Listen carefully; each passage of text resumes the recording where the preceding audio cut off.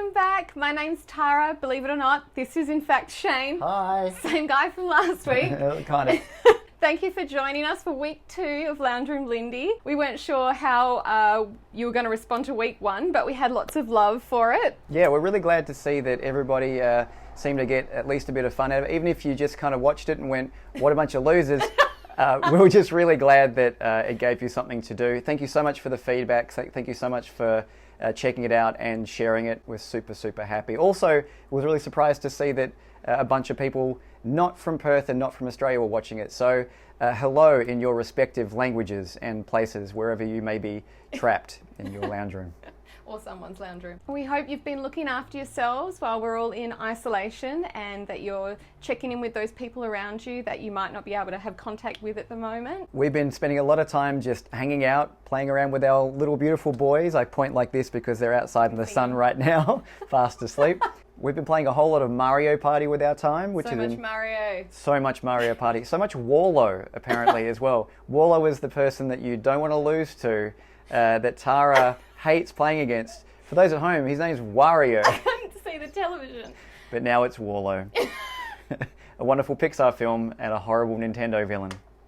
Anyway. Lounge Room Lindy!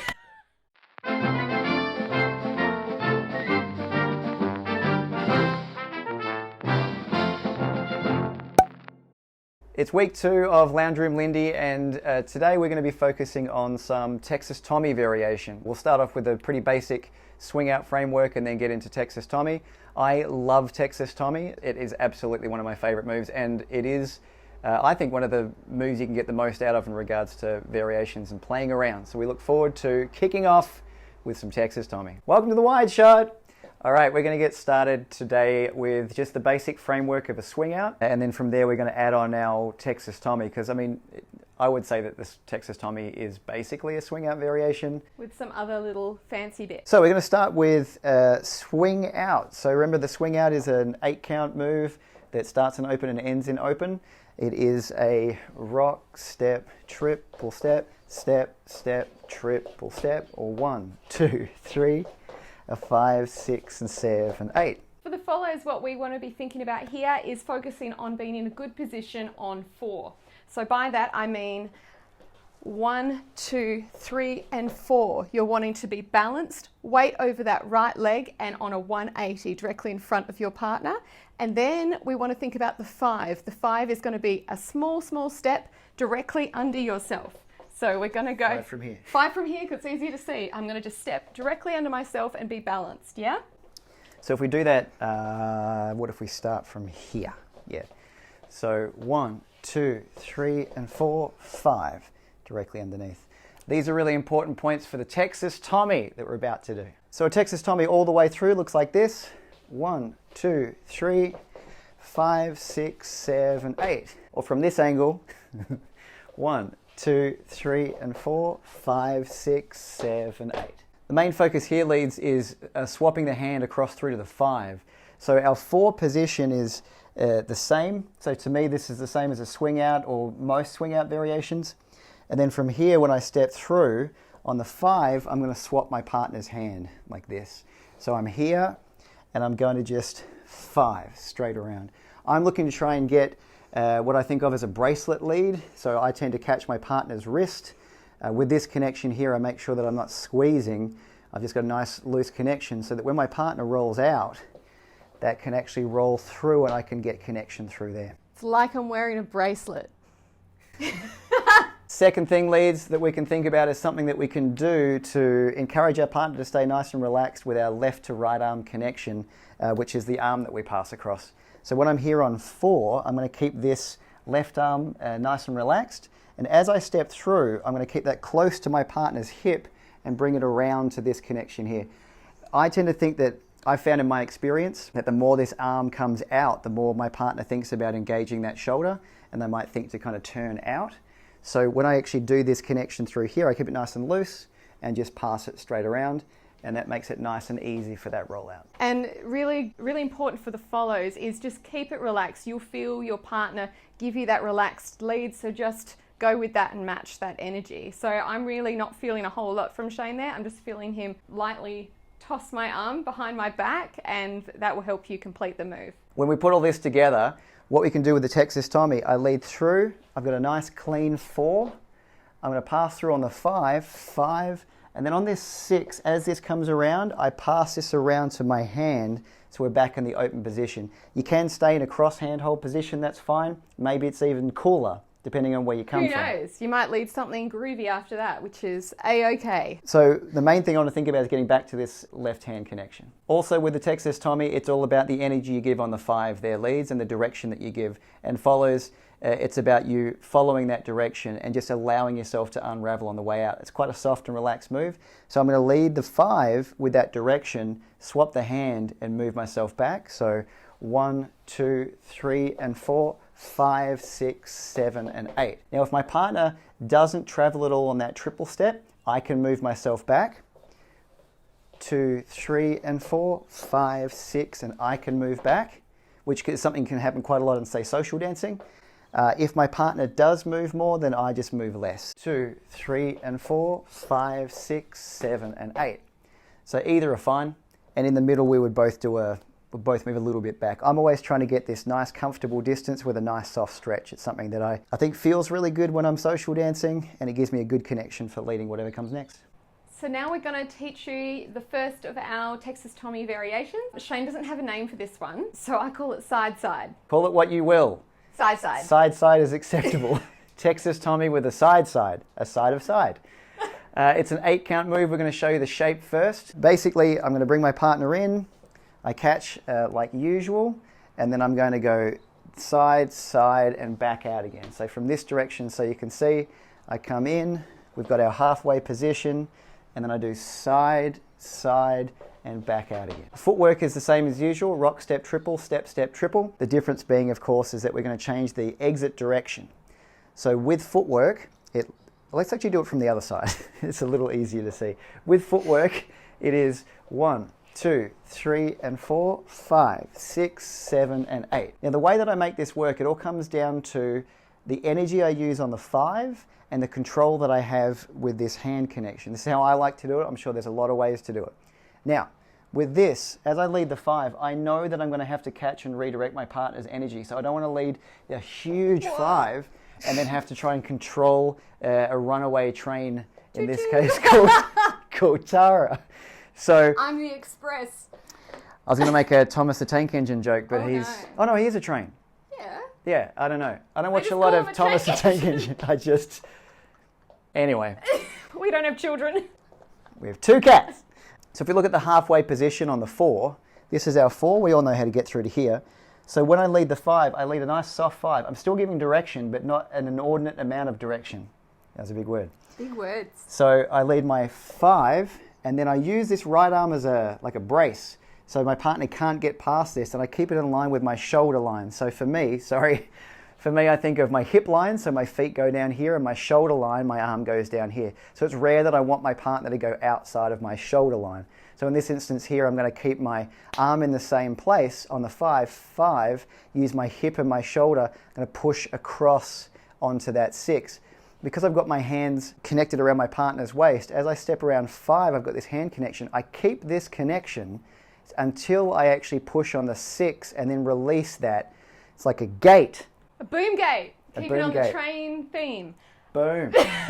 So I've got my 5, and then I drop it out 6, allowing my partner to unravel that way. So for the 5s, this is where it's really important for us to really wait for that direction and wait for that weight change, because it's all there. It's going to be very nice and easy if you just allow that to happen to you.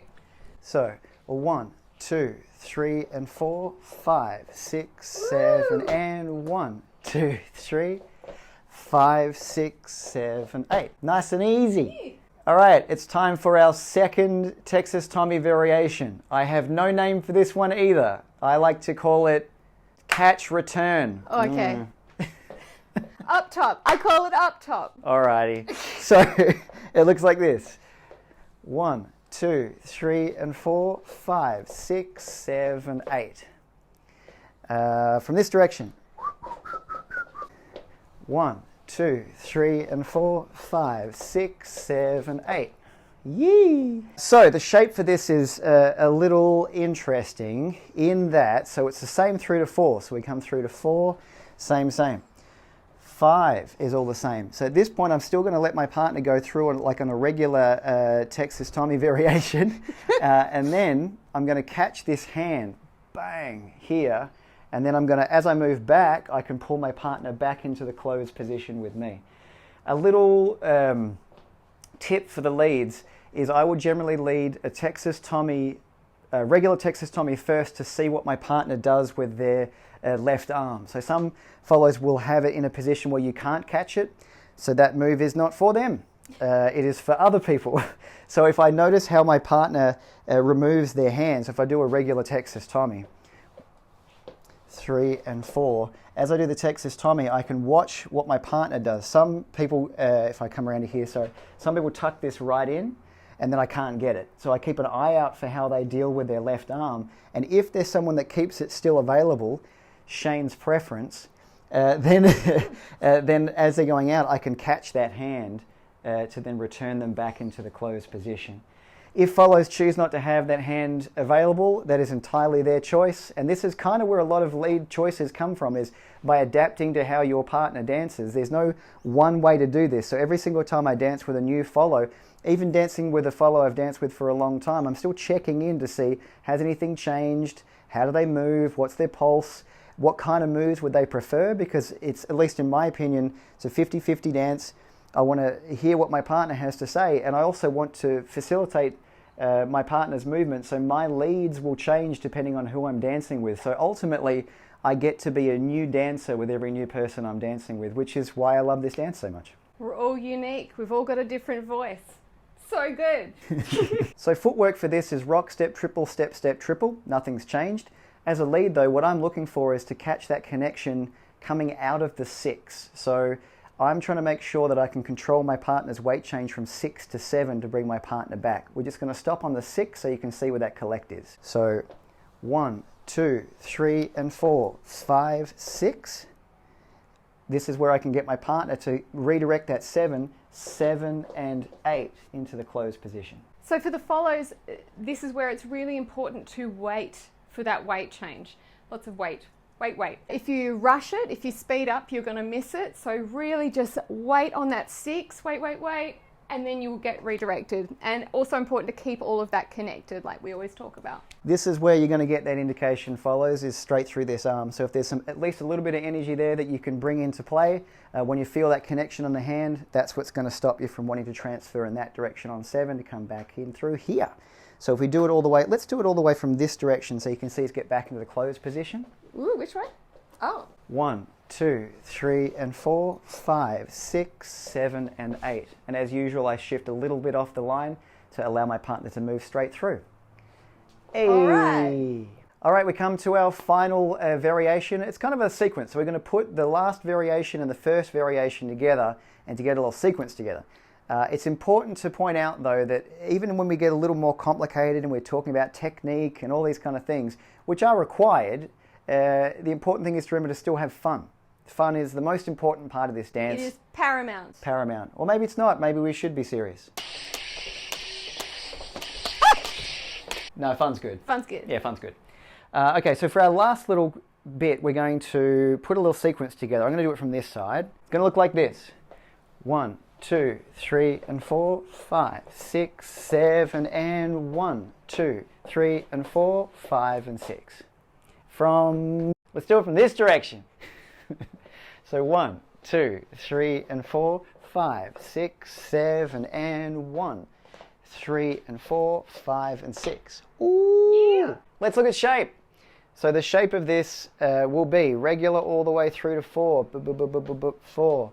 Then we've got our 5, and we're going to combine the little side thing with the catchy thing. So I'm going to bring my partner out, catch, around, and into this position. So just again, I'm here.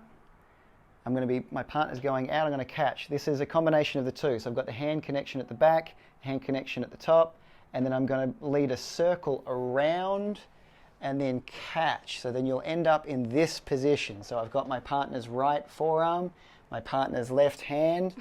And then when you end up leading the next move, that can slide through to here when you need it. And for the follows, just keep in mind, keeping your hands wherever the lead has left it because they're going to use it. So that is in this position here. So we've come up to here. As I'm coming around, I leave my hand here as a guide to be like, maybe I can have that hand back. Yes, you Thank can. you. And we get to that position. So, lead and follow aspect of it. We've got the same, the gate feeling of the side. And then we've got that catch here on the 6. Yeah, I don't know the numbers. 6. And then I'm going to use my body weight, push back and around into this position. So, if we do it from the top, 1, 2, 3, and 4, 5, 6, 7, and 1. 3 and 4, 5 and 6 with a nice easy tuck turn system in this area here. Let's do it from this way so you can see how it looks from this way. So 1, 2, 3 and 4, 5, 6, 7 and 1. 3 and 4, 5 and 6. You can mess around if you want to. Optional if you want to do it like that. I'm the best. Now let's put it together in some social dancing. Yeah.